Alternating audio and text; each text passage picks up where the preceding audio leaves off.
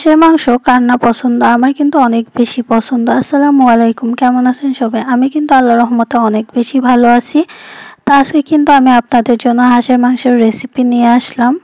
তো এখানে আমি একটা হাঁসের অর্ধেকটা নিয়েছি, সম্পূর্ণটা রান্না করলে আসলে আমাদের ফ্যামিলিতে যেহেতু কম মানুষ লাগে না, তো নিয়ে এর ভিতরে আমি পেঁয়াজ কেটে রেখেছিলাম, সেটা দিয়ে দিয়েছি, রসুন বাটা, তারপরে হচ্ছে জিরা আর ধনিয়া বাটা দিয়ে দিয়েছি। এরপরে পরিমাণ মতো হলুদের গুঁড়া, মরিচের গুঁড়া দিয়ে আমি এতে পরিমাণ মতো লবণ দিব। লবণ দিয়ে এরপরে খুব সুন্দর করে আমি এই সবগুলো মশলার সাথে হাঁসের মাংসটা মিক্স করে নেব। আর আমি এখানে কিন্তু একটু টালা জিরার গুঁড়া দিয়েছিলাম।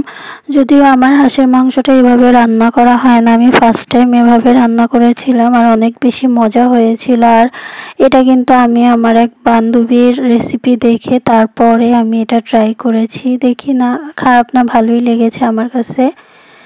তো এরপরে আমি 30 মিনিটের মতো ম্যারিনেট করে রেখে দিয়েছিলাম। এরপরে আমার আবার গোটা রসুন দিতে মনে ছিল না, সেটা আবার আমি দিয়ে দিলাম। এখন কড়াইয়ের ভিতরে আমি সরিষার তেল দিয়ে দিলাম পরিমাণ মতো। আমি আজকে হাঁসের মাংসটা কিন্তু একদমই সরিষার তেল দিয়ে রান্না করব।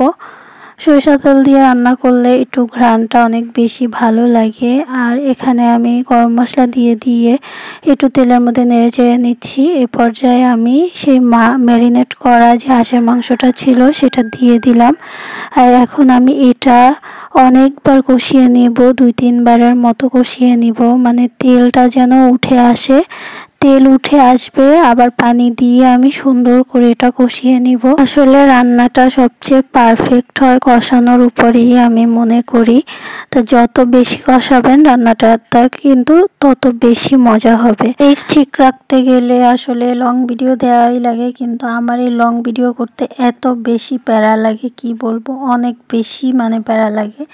তো দেখেন আমার তেলটা উঠে আসার পরে আমি দিয়ে দিলাম গপ গপ করে কতগুলো আলু। আমার আবার আলু ছাড়া চলে না, আমার মাংসের মধ্যে আলু না দিলে আমার একদমই ভালো লাগে না মাংস।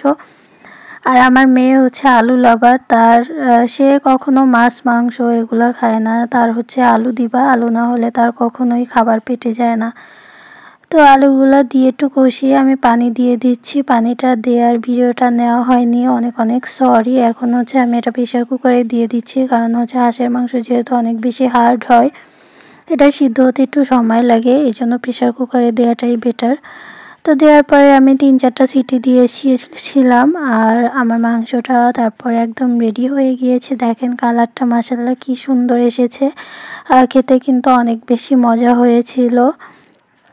পরে আমি শেষের দিকে একটু ভাজা জিরার গুঁড়া দিয়ে দিলাম। আর এই যে আমার রেডি হয়ে গিয়েছে মাংসটা। ধন্যবাদ সবাইকে।